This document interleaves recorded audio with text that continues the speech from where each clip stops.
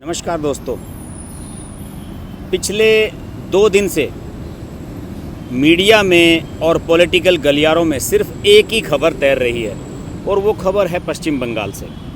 पश्चिम बंगाल में मुख्यमंत्री ममता बनर्जी ने ये ऐलान कर दिया, एक रैली आयोजित की उन्होंने और नंदीग्राम इलाके में इस रैली का आयोजन किया गया और ममता बनर्जी ने ये ऐलान कर दिया कि आने वाला जो विधानसभा चुनाव है उसमें वो अपनी परंपरागत सीट भवानीपुर के अलावा नंदीग्राम से भी चुनाव लड़ेंगी, यानी कि 2 जगह से वो चुनाव लड़ेंगी। और इस खबर ने ज़बरदस्त हलचल मचाई है।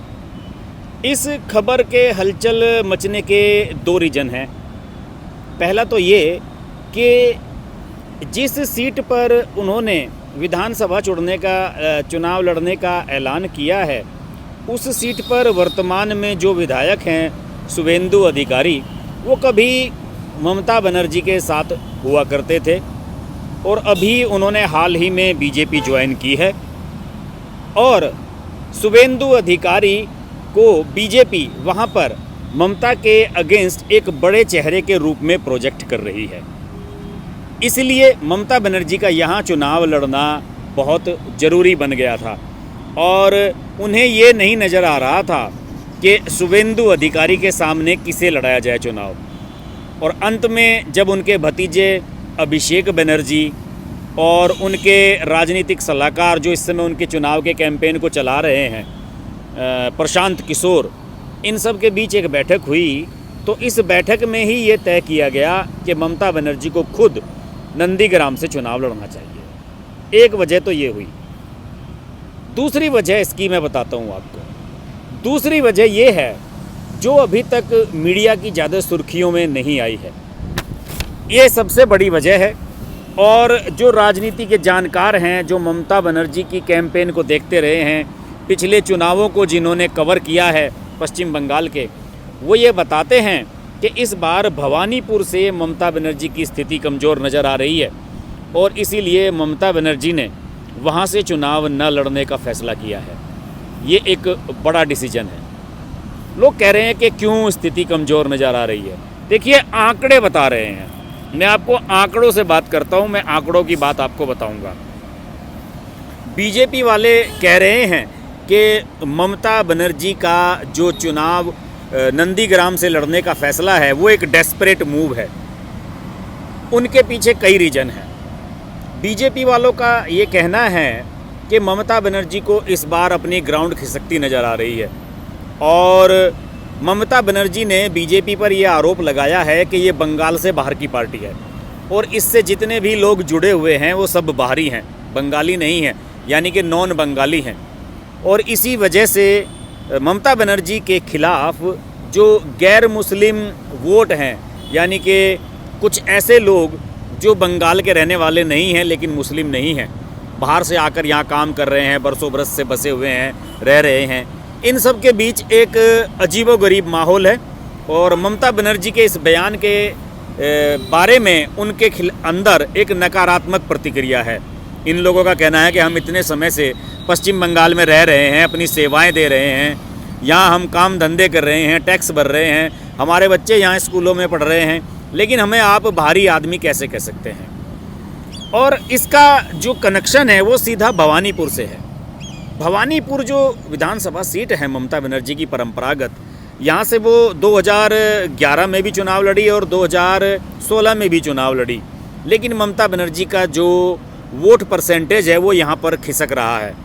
जब पहली बार वो चुनाव लड़ी थी ममता बनर्जी 2011 में, तो उन्हें 77.46% यानी कि 77.46% वोट मिले थे कुल वोट्स के। ममता बनर्जी भारी मतों से यहाँ जीती थी। ममता बनर्जी का उस समय जलवा था। हालांकि टीएमसी को उतनी सीटें नहीं मिली थी पहले टर्म में जितनी दूसरे में मिली। दूसरे टर्म में तो टीएमसी 200 सीटें पार कर गई, लेकिन उसके बावजूद भी ममता बनर्जी के लिए प्रचंड बहुमत मिला था। और भवानीपुर जो कि कोलकाता से मिलता हुआ एक विधानसभा है, कलकत्ता का जो शहरी इलाका है उसकी विधानसभा है, तो वहाँ से ममता बनर्जी को ज़बरदस्त समर्थन मिला था और वाम दलों की सरकार को गिराने के लिए लोगों ने ममता बनर्जी को अपना फेस बनाया था और शहरी लोगों ने खासतौर से ममता बनर्जी के समर्थन में वोट किया था। लेकिन जब दूसरी बार 5 साल बाद ममता बनर्जी चुनाव लड़ने के लिए वहां गई तो स्थिति बदली हुई नजर आई। 2016 में टीएमसी प्रचंड बहुमत के साथ जीत कर आई, लेकिन ममता बनर्जी का वोट परसेंट भवानीपुर में गिर गया। 2011 में उन्हें 77.46% वोट मिले थे। 2016 में वो 48% पर सिमट गई। ये एक बड़ा चेंज था। ममता बनर्जी को लगा कि शायद हो सकता है कि कुछ वजह रही हो कि मुझे कम प्रतिशत वोट मिले, ममता बनर्जी के कुछ वोट दूसरे प्रत्याशियों ने काट लिए होंगे, ये सब समीकरण रहे होंगे। लेकिन जब 2019 का लोकसभा चुनाव आया तो ममता बनर्जी धड़ाम से नीचे गिरी। 2019 के लोकसभा चुनाव में यहाँ पर उनकी स्थिति और भी खराब हो गई। 2019 का जो लोकसभा चुनाव आया उसमें इस विधानसभा सीट पर भवानीपुर पर टीएमसी को केवल 3000 वोटों की बढ़त ही मिल पाई। और इसी के मिलते हुए इलाके में एक और इलाका है भवानीपुर के मिलता हुआ ही, और उसे रास बिहारी कहा जाता है। रास बिहारी में 5000 वोट से पिछड़ गई टीएमसी। तो ममता बनर्जी को अब इस बार ये लग रहा था कि कहीं ऐसा ना हो कि भवानीपुर में मुझे हार का सामना करना पड़े, और अगर ऐसी स्थिति हुई तो ये बहुत ख़राब स्थिति हो जाएगी। भले ही टीएमसी जीत जाए और ममता बनर्जी हार गई तो क्या होगा। तो इसीलिए वो वापस अपनी जड़ों की तरफ लौटने की कोशिश कर रही हैं, नंदीग्राम की तरफ। नंदीग्राम वो जगह है जहाँ से ममता बनर्जी ने अपना आंदोलन शुरू किया था, और 2007 में जब बड़ा आंदोलन हुआ था यहाँ पर भू अधिग्रहण के खिलाफ, बहुत से लोग इसमें मारे गए थे, और उन लोगों को ममता बनर्जी अपने बड़ा करीब मानती हैं। और कल जो उन्होंने यहाँ रैली का आयोजन किया, इसे तेरवाली ग्राउंड कहते हैं, और इस ग्राउंड में ममता बनर्जी ने उन परिवारों को, जो पीड़ित परिवार हैं, उन परिवारों के लोगों को यहाँ बुलाकर 4-4 लाख रुपए के चेक दिए हैं। इसके अलावा उन परिवारों को आजीवन 1-1 हज़ार रुपये की पेंशन देने का ऐलान किया है, जिन्होंने उस संग्राम में, उस आंदोलन में अपनी जानें गंवाई थी। लेकिन बीजेपी का ये कहना है कि ममता बनर्जी 9 साल बाद यहाँ लौट कर आई हैं, यानी कि 2011 के बाद उन्होंने यहाँ लौट कर नहीं देखा, और जब 10वां साल चल रहा है, उनका अंतिम साल चल रहा है, उसके बाद उन्हें नंदीग्राम की याद आई है। शुभेंदु अधिकारी ने भी यही बात कही है कि ममता बनर्जी अब तक नंदीग्राम को भूल गई थी, अब उन्हें नंदीग्राम याद आ रहा है। तो इसके पीछे भी एक मकसद है। इसके पीछे मकसद ये है कि जो नंदीग्राम का इलाका है, इसमें ज़्यादातर रूरल एरिया है, ये ग्रामीण इलाका है, और भवानीपुर शहरी इलाका है। ममता बनर्जी को ये लग रहा है कि इस बार शहरी लोग उनसे नाराज़ रहेंगे। ग्रामीण इलाकों में भले ही वोट मिल जाएं, लेकिन शहरों में उन्हें वोट नहीं मिलेंगी, और इसी वजह से उन्होंने फैसला किया है यहाँ आने का।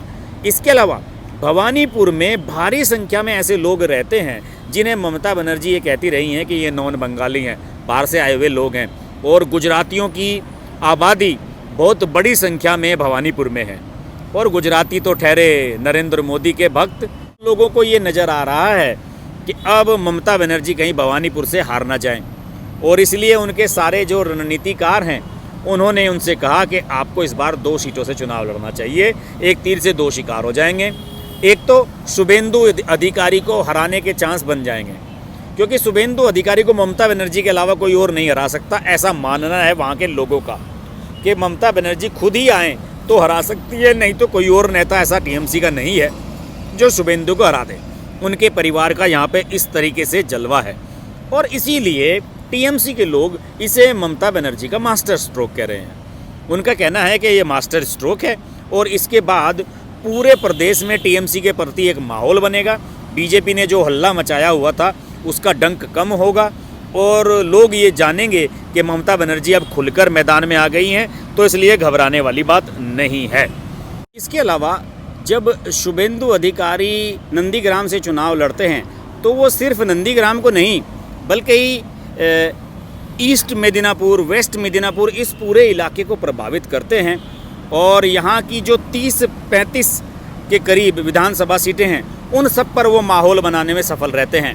अब तक वो ममता बनर्जी के साथ थे, अब वो बीजेपी के साथ आ गए हैं। और ये जो ग्राउंड, जिस ग्राउंड पर ममता बनर्जी ने कल ये ऐलान किया कि वो नंदीग्राम से चुनाव लड़ेंगी, इसी मैदान पर 21 दिसंबर 2015 में ममता बनर्जी ने शुभेंदु अधिकारी को प्रत्याशी बनाने का ऐलान किया था। उस समय शुभेंदु अधिकारी सांसद थे, लेकिन ममता बनर्जी को ये लग रहा था कि शुभेंदु का विधानसभा चुनाव में लड़ाया जाना जरूरी है, जिससे कि यहाँ की 30-35 सीटों पर उनके प्रभाव को भुनाया जा सके, और इसलिए उन्होंने उनको प्रत्याशी बनाने का ऐलान किया था। बहरहाल ममता बनर्जी अब ये कह रही हैं कि भवानीपुर मेरी बड़ी बहन है, नंदीग्राम मेरी छोटी बहन है, दोनों स्थानों से चुनाव लड़ूंगी, और मुझे अंदर से ये प्रेरणा आई कि मुझे नंदीग्राम से लड़ना चाहिए, ग्रामीण इलाका है। 2016 में जब हमने जीत हासिल की थी, उसका कैंपेन मैंने यहीं से शुरू किया था। तो ये सब बातें हैं। बहरहाल फ़िलहाल जो स्थिति नज़र आ रही है दोस्तों, उस स्थिति के चलते हुए मैं ये कह सकता हूँ कि ममता बनर्जी को अपनी जड़ें तलाशने के लिए और इस बार चुनाव में खड़े रहने के लिए, स्टैंड करने के लिए कलकत्ता छोड़कर वहाँ से 100 किलोमीटर दूर नंदीग्राम जाना पड़ रहा है। और अब राजनीति के जानकार ये कहने से भी नहीं झिझक रहे हैं कि ऐसा भी हो सकता है कि कहीं ममता बनर्जी दोनों जगह से ना हार जाए। भवानीपुर में तो उनकी हार तय ही है। तो ये सब बातें चल रही हैं, और ममता बनर्जी और शुभेंदु अधिकारी के इस टकराव को लेकर हम लगातार नज़र बनाए रखेंगे। आप मेरे वीडियोस पश्चिम बंगाल से अगर देखते हैं तो ज़रूर अपने दोस्तों को शेयर करें, रिकमेंड करें, और कमेंट बॉक्स में ज़रूर लिखें आप कलकत्ता के किस इलाके से हैं। अपनी मेल आईडी मुझे दें, उस मेल आईडी में आप अपना फ़ोन नंबर भी लिख सकते हैं। मैं आपसे संपर्क करूंगा और जानना चाहूँगा कि पश्चिम बंगाल की राजनीति के बारे में आप क्या सोचते हैं। देखते रहिए हर्ष की बात लाइव। नमस्कार। अगर आपको हमारी वीडियो पसंद आई तो वीडियो को लाइक करें, चैनल को सब्सक्राइब करें और नोटिफिकेशंस के लिए बेल आइकन को प्रेस करें।